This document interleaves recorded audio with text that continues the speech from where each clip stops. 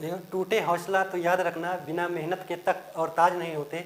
ढूंढ लेते हैं अंधेरों में मंजिल, क्योंकि रोशनी के मोहताज नहीं होता, वो किसी रोशनी के मोहताज नहीं होता। वाह वाह वाह वाह, बहुत बढ़िया। और शिक्षा को मैं यही कहूँगा कि मैदान का हारा हुआ आदमी कभी भी जीत सकता है, लेकिन मन का हारा हुआ आदमी कभी नहीं जीत सकता। इसलिए अपनी मन को इतना मजबूत बनाइए कि आप किसी भी समस्या से लड़ने के लिए हमेशा तैयार रहिए, अपने आप को मोटिवेट रखिए। और ये कब होगा? जब आपका शिक्षा सही से होगा। शिक्षा सही से होने का मतलब। नमस्कार, स्वागत है आपका अयोध्या से सिलेक्शन महाकुंभ में। आज हम सभी लोग पढ़ाई नहीं बल्कि पढ़ाई क्यों और कैसे करें, इसके बारे में हम सभी चर्चा पर चर्चा करेंगे। और उस चर्चा पर चर्चा में एक हमारे बहुत ही स्पेशल मेहमान डॉक्टर कन्हैयालाल मौर्य जी हैं, जिन्होंने प्राइमरी स्कूलिंग से लेकर पीएचडी की डिग्री धारण की है, वो भी कहाँ से? आईआईटी बीएचयू से, जहाँ पर लोगों का सपना रहता है कि बीए बीएससी में ही एडमिशन मिल जाए और वहाँ से हम कर लें। लेकिन सर हमारे वहाँ से पीएचडी की डिग्री धारण की है और वर्तमान में झांसी में असिस्टेंट प्रोफेसर के पद पर कार्यरत हैं। तो सर का हम वार्म वेलकम करेंगे, जोरदार स्वागत करेंगे सर का। Thank you sir. मैं जैसा कि सर ने बताया कि मैंने प्राइमरी से आईआईटी बीएचयू तक की पढ़ाई किया हुआ है। तो मेरा प्राइमरी एजुकेशन गांव से हुआ है और मेरा हाई स्कूल भी गांव से हुआ है, लेकिन इंटरमीडिएट हमारा इलाहाबाद से हुआ है, क्योंकि इलाहाबाद में हमारे एक जानने के रिलेशन के पढ़ने वाले लोग भैया थे, तो उनके माध्यम से मैं वहाँ पे गया और अपना इंटरमीडिएट वहाँ से कंप्लीट किया। आप इंटरमीडिएट के बाद बहुत सारे बच्चों को रहता है कि हम आगे क्या करें, कैसे करें, बहुत सारे क्वेश्चंस होते हैं, तो उसके लिए बच्चे तैयार नहीं होते हैं। तो हमारे पेरेंट्स जो थे उनको भी कोई जानकारी नहीं थी, तो वहाँ का जो कल्चर था स्कूल का, उसकी वजह से हमने वहाँ पे सोचा कि अब हम तैयारी करते हैं इंजीनियरिंग की। तो इंजीनियरिंग में आईआईटी होता है, एनआईटी होता है। तो जनरली क्या होता है कि आईआईटी के बारे में लोग तैयारी करते हैं, हम भी उसी में लग गए करने के लिए। तो हमारा आईआईटी में सिलेक्शन नहीं हो पाया, तो हमने यूपीटीयू का एग्ज़ाम दिया और उस यूपीटीयू के एग्ज़ाम में हमारा हो गया। तो पैसे का प्रॉब्लम होता था, मेरे पेरेंट्स इतना नहीं थे एफर्ट कर सकते थे, तो इसके बावजूद हमने कोशिश किया, हमने एडमिशन ले लिया वहाँ पे। तो एडमिशन लिया तो वहाँ पे हमारा महात्मा ज्योतिबा फुले रोहिलखंड यूनिवर्सिटी बरेली से बीटेक है और एमटेक एमआईटी इलाहाबाद से है और पीएचडी है आईआईटी बीएचयू से है। तो यही है कि आईआईटी बीएचयू से पीएचडी करने के बाद मैं अभी इस समय बीआईटी झांसी से मैं असिस्टेंट प्रोफेसर पे पढ़ा रहा हूँ। चलिए सर को, जैसा कि आप सभी लोग जान ही चुके हैं, सर कौन सी डिग्री ग्रहण किए हुए हैं और उसके बाद इस मुकाम पद को हासिल किए हैं, तो उसी के संबंध में सर से हम आज चर्चा पर चर्चा करेंगे। तो जैसा कि सर आप अपने आप को इतना मोटिवेट कैसे रखते थे कि जो आपका अगल बगल का माहौल है, इतना पढ़े लिखे कोई नहीं है, जहाँ तक आपने पीएचडी की डिग्री धारण की, तो आप कैसे मोटिवेट रखते थे अपने आप को? मैं जब गांव में पढ़ता था तो हमारे टीचर्स थे, वो पढ़ाते थे, तो वो पढ़ाते थे तो थोड़ा हमें डाउट होता था कि पढ़ने में प्रॉब्लम रहती थी। अच्छे से स्कूल में गांव में शिक्षक नहीं होते हैं तो बहुत प्रॉब्लम होती है। तो हमें लगा कि अब कुछ करना जाए, किसी से पूछो पढ़ाई के बारे में तो जानकारी नहीं होती। एक तो गोंडा ज़िला आप जानते हैं कि बहुत ही पिछड़ा इलाका रहा है हमेशा से, लेकिन अब आने वाले समय में परिवर्तन हो रहा है। हम जैसे बहुत सारे बच्चे हैं जो आगे पढ़ के आगे निकल रहे हैं, तो उनमें से मैं भी हूँ। तो गांव में शिक्षा का महत्व बहुत कम रहता है, जनरली लोग खेती बाड़ी में इन्वॉल्व रहते हैं हमारे, तो उसी में मैं भी हूँ। तो मैंने पढ़ाई के लिए कहा कि अब कुछ करना है, कुछ करके दिखाना है, क्योंकि जब हम जीवनी पढ़ते थे बचपन में महापुरुषों के बारे में, जैसे डॉक्टर भीमराव अंबेडकर, महात्मा ज्योतिबा फूले, रानी लक्ष्मीबाई, तो इन लोगों के बारे में जब पढ़ते थे तो लगता था कि अब कुछ करना है, कुछ पढ़ना है। तो उसी के संदर्भ में हमने अपने आप को सीखने के लिए कि कुछ करने के लिए हमें अपनी पढ़ने का डिसीजन लिया। और जैसे जैसे हम पढ़ते गए, आगे बढ़ते गए, हमारा भरोसा बढ़ता गया और हमें सफलता मिलती गई और मेहनत करते रहे और आज तक हमने ये डिग्री प्राप्त कर लिया। चलिए, तो जैसा कि सर ने बताया अपने आप को कैसे मोटिवेट रखते हैं, यानी कि मोटिवेट अपने आप का रखेंगे तो मोटिवेशन वाला चीज अंदर जाना चाहिए। वो नहीं कि टिकटॉक पर आप डिंग डांग वाला वीडियो देखते हैं, आप मोटिवेशन वाला वीडियो देखें तो मोटिवेट होकर आप कुछ अच्छा करेंगे। तो सर आगे हम आपसे ये जानना चाहेंगे कि आपका जो इतनी डिग्री धारण किए हैं तो आपका बैकग्राउंड क्या रहा, मतलब बहुत बढ़िया घर परिवार का रहा होगा सपोर्ट, पैसे से भी फुल बढ़िया समृद्धि रही होगी तभी तो ये धारण किए हैं। नहीं, ऐसा कुछ नहीं था। और मैं एक मेरे पिताजी किसान फैमिली से हैं। वो मेरा बचपन हमेशा खेती किसानी में ही गुजरा है। मैं हाई स्कूल तक घर पे काम भी करता था और पढ़ने भी जाता था। और मेरे पिताजी खेती करते, कोई इनकम सोर्स नहीं था। उसकी वजह से मुझे बहुत कठिनाइयाँ मिला और मैं पढ़ने में थोड़ा सा ज़्यादा तेज़ नहीं था, लेकिन था। तो मेरे गुरुजी लोग थे तो वो हमें मोटिवेट करते थे, कन्हैया तुम अच्छा काम कर सकते हो। तो मुझे लगा नहीं सर बोल रहे हैं तो कुछ करना चाहिए। तो सर की प्रेरणा से हमारे पेरेंट्स खेती बाड़ी में थे, हमारा समय नहीं मिल पाता था पढ़ने के लिए, हम भी खेती में लगे रहते थे। तो हमें विचार आया कि हमें बाहर जाके पढ़ना है। तो पढ़ना है तो इसी संदर्भ में हमारे रिलेशन के भैया रहते थे, तो रामविलास मौर्य जी, तो उनके संदर्भ में मैं गया वहाँ पे और इंटर में इंट्रेंस एग्ज़ाम के थ्रू बीबीएस इंटर कॉलेज में हमने वहाँ एडमिशन लिया। हमारे लिए बहुत चैलेंजिंग था क्योंकि वहाँ फीस ज़्यादा लगती थी और वहाँ पे खर्चे भी लगते थे, पेरेंट्स हमारे एफर्ट नहीं कर सकते थे, लेकिन हमें ये था कि नहीं हमें पढ़ना है। तो हमारे बड़े भैया ने बहुत सपोर्ट किया हमारे लिए, हमारे जो रिलेशन के लोग थे उन्होंने किया और कुछ दोस्त थे वो हमें काफ़ी हमारे लिए हमेशा खड़े रहे। उसकी वजह से हमारे अंदर एक विश्वास पैदा हुआ कि नहीं अब हमारे साथ इतने लोग खड़े हैं तो हमें कुछ करके दिखाना है। तो इस संदर्भ में मैं अब उन सभी का आभार व्यक्त करता हूं जिन्होंने हमें उस कठिन समय में हमें साथ दिया। इसके लिए मैं बहुत बहुत आभार व्यक्त करता हूं और अपने पेरेंट्स को मैंने कभी निराश ना होने का खुद पे कॉन्फिडेंस डेवलप किया ताकि उनको कभी निराशा ना हो। तो हमने खूब मेहनत किया और आगे बढ़ते गए। तो जैसा कि सर ने बताया, आप लोग सुन लें, जो आप लोग का रोना धोना रहा था कि हमारे पापा किसानी खेती करे थे तो हमें कैसे पढ़ाइए, और तो जैसा कि सर के पापा भी खेती किसानी ही करते हैं और उनका कोई दूसरा सोर्स ऑफ इनकम नहीं है। और उसके बाद कुछ लोग का ये भी रोना रहता है कि मतलब मम्मी पापा सपोर्ट ही नहीं कर रहे हैं तो हम पढ़े कैसे। तो सर ये दोनों का एग्जाम्पल है, मम्मी पापा खेती किसानी भी करते हैं और जब घर से सपोर्ट कम मिलता है और खेती किसानी में तो पैसा का अभाव रहता है तो वह में सर ने अपने आप में इतनी काबिलियत और क्षमता डेवलप किया है कि कोई भी जो हाई स्कूल इंटर के बाद हर एक जिसमें सर ने एडमिशन लिया है, जहाँ जहाँ पढ़ाई किए हैं, सारा स्कॉलरशिप के ही बेस पर किए हैं। तो आप लोग भी अगर आपके अंदर कुछ करने की जज्बा है तो आप लोग भी कर सकते हैं, और अगर रोवे दोगे तो वो तो रोना हमेशा का ही रहेगा। तो सर से अगला क्वेश्चन हम ये करेंगे कि जैसे क्या है कि अपने ग्रामीण क्षेत्र में जो लड़कियां हैं इनको भी अभी भी वर्तमान समय में कम महत्व दिया जाता है पढ़ाई के क्षेत्र में, जबकि आजकल देखा जाए तो कहीं भी कोई भी रिजल्ट आता है तो टॉपर में मैक्सिमम आजकल उन्हीं का रहता है। तो उसके संबंध में आप अभिभावकों को संक्षेप में क्या कहना चाहेंगे? मैं पेरेंट्स को यही करना चाहूँगा कि जो वर्तमान समय है वो शिक्षा का महत्व ज़्यादा है कि अगर आपके पास शिक्षा नहीं है तो आपका जीवन स्तर में सुधार नहीं हो सकता, चाहे लड़का हो या लड़की हो। और लड़कियों की शिक्षा तो बहुत ज़्यादा इम्पॉर्टेंट है क्योंकि घर में जितने भी कलह होते हैं वो महिलाओं और पुरुषों के असमंजस की वजह से होता है। अगर महिलाएं ज़्यादा पढ़ी लिखी होंगी, चीज़ें होंगी तो हमारे बहुत सारे प्रॉब्लम जो हैं वो सॉर्ट आउट हो जाएंगे। और लड़कियाँ ज़्यादा पढ़ने में तेज़ होती हैं, उनके अंदर क्यूरियोसिटी ज़्यादा होती है। बच्चे क्या होते हैं वो इधर उधर काम में फंस जाते हैं, लेकिन लड़कियां को जब मौका मिलता है क्योंकि उन्हें कम मौका मिलता है तो वो ज़्यादा बेहतर तरीके से अपने आप को प्रूव करने की कोशिश करती हैं। इसलिए वर्तमान में लड़कियां आगे निकल रही हैं। तो मैं यही कोशिश करूँगा, भी पेरेंट्स से कहूँगा कि अपने लड़के के साथ साथ लड़कियों को भी पढ़ाइए ताकि आपका बदलाव हो और समाज में एक नयापन आए और हमारा समाज बेहतर बने।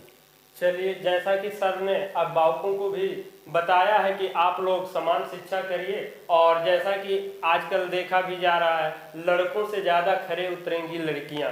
तो सर से अगला हम क्वेश्चन करेंगे कि जो कोई भी है, आप अब हमारे बारे में भी थोड़ी चर्चा पर चर्चा हो जाए कोई भी टॉपिक जैसे हम पढ़ाते हैं तो वो कैसे बच्चों को क्या याद रहता है या आपको कितना फायदा मिलता है, आप इसके बारे में थोड़ा बताइए। आपका टेक्नोलॉजी हमने कई एक दो वीडियो देखे हैं, ज़्यादा समय नहीं मिलता, फिर भी मैंने समय निकाल के देखा तो उसमें बहुत अच्छी टेक्निक आप बता रहे हैं। वर्तमान समय में क्या होता है, बच्चे कन्फ्यूजन में रहते हैं कि कैसे हम पढ़ें, कैसे याद करें, क्योंकि सिलेबस बहुत ज़्यादा है और बहुत सारे, एक एग्ज़ाम नहीं देना होता, बहुत सारे एग्ज़ाम देना होता। तो क्या होता है कि हमें चीज़ें याद करना बहुत डिफिकल्ट है। जो आपका जो तरीका है, जैसे आपने परमाणु ऊर्जा के कैसे याद करें, जो कल्पक्कम है वो है तमिलनाडु में, तो इसको आपने जो तरीका याद किया है तलपक्कम। तलपक्कम मीन्स जो पहला आपका तमिलनाडु में है, तो ये इससे क्या होगा, आपको जल्दी याद हो जाएगा। और दूसरा क्या है, राष्ट्रीय उद्यान पिन वैली, तो पिन वैली जो है वो हिमाचल प्रदेश में है।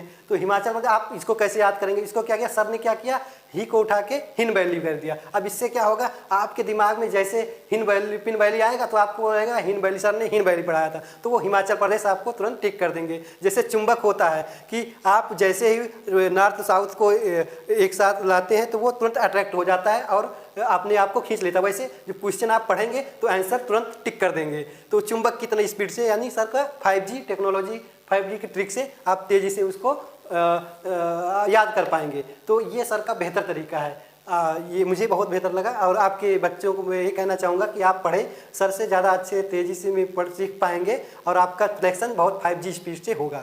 तो चलिए कि जैसा कि सर ने भी बताया कि आप लोग को भी फायदा होगा, और जब सर यहाँ तक पहुँचे हुए हैं और सर को इतना अच्छा लगता है तो हम आपको भी इतनी तो सिक्योरिटी दे ही दे रहे हैं।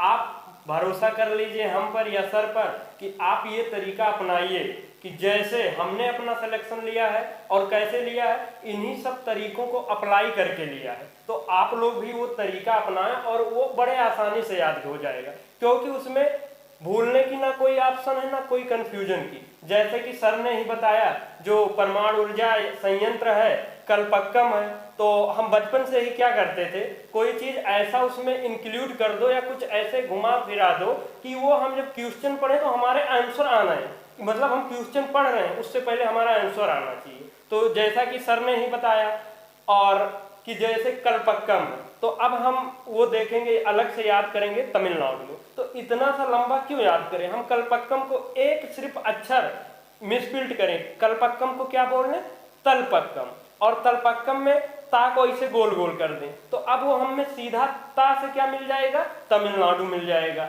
ऐसे ही दूसरा, जैसे पिन वैली राष्ट्रीय उद्यान है, तो हम अलग से काहे हिमाचल प्रदेश याद करें, बाद में हमारे दिमाग में कंफ्यूजन चले कि हिमाचल प्रदेश में है, उत्तराखंड में है, यूपी में, बिहार कहाँ है, पूरे 28 राज्य में घूमे। तो उससे अच्छा है पिन वैली को आप हिन वैली बोल दें, और ही से एक कह राज्य है जो हिमाचल प्रदेश हो। ये ऐसे ही हम सारा, आपको ये मान के चलिए 80% सिलेबस ऐसे ही बिना कंफ्यूजन के और बिना भूले के याद करवाएंगे। तो जैसा कि बहुत ज़्यादा हम इस क्लास में अपने बारे में नहीं बताएंगे, क्योंकि सर हमारे बहुत ही स्पेशल गेस्ट हैं और बहुत ही रिक्वेस्ट करने पर तब झांसी से चलकर आए हुए हैं और अपना अमूल्य टाइम निकाले हैं। तो सर से अगला क्वेश्चन हम करेंगे कि जैसे कि वर्तमान युवा जो पीढ़ी है बहुत ही नशीला मतलब नशे से युक्त होते जा रहा है कि, और वो भी देख देख के प्रचलन में, तो इसके बारे में आप क्या कहना चाहेंगे? मैं यही कहना चाहूँगा कि नशा अगर करना है तो पढ़ाई का कीजिए, अगर नशा करना है तो पढ़ाई का कीजिए, आपका जीवन बदल जाएगा, वरना आप बर्बाद हो जाओगे, कहीं का नहीं रहोगे।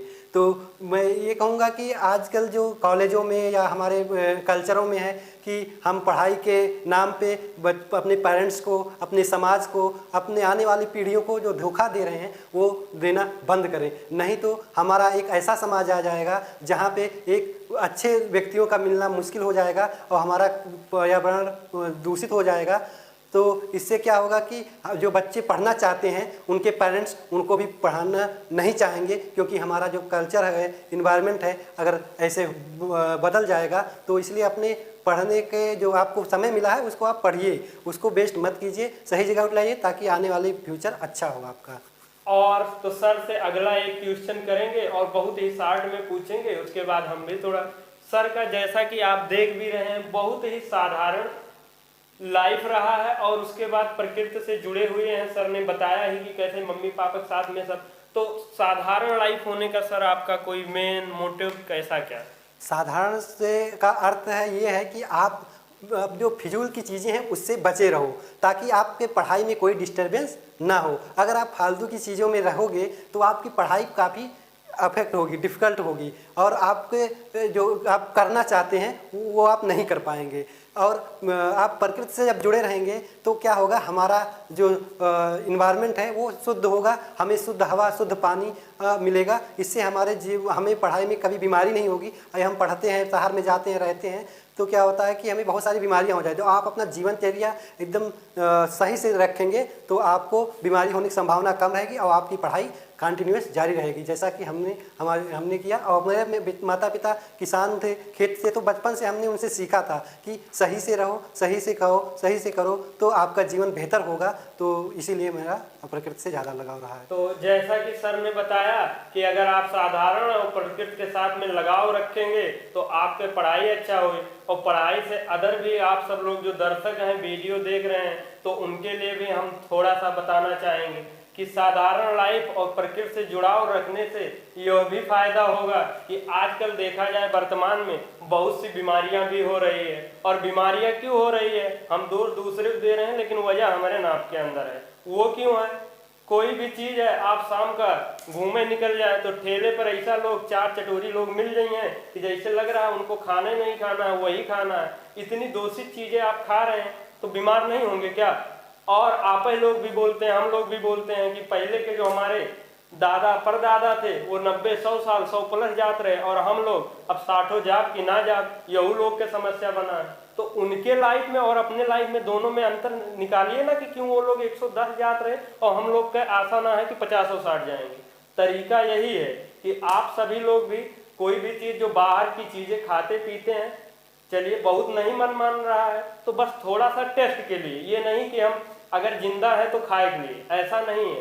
खाने के, जीने के लिए खाइए। कोई भी चीज है टेस्ट लीजिए और साधारण सिंपल प्रकृति के साथ में जुड़ के रहिए। जैसे हमारे एक फेवरेट सा एग्जाम्पल है, आप सब लोग सुन लें। पहले क्या होता था, जो बड़े बुजुर्ग हमारे हुआ करते थे, वो जो दांत साफ करने के लिए जो उन्हें गाँव में बोल जाते दतुईन, वो से करत रहे। तो देखें नानी आपके हुई हैं या बाबा वाबा हुई हैं तो उन लोग के दांत आज तक एको दिक्कत ना हुई, सब बढ़िया चलत रहा।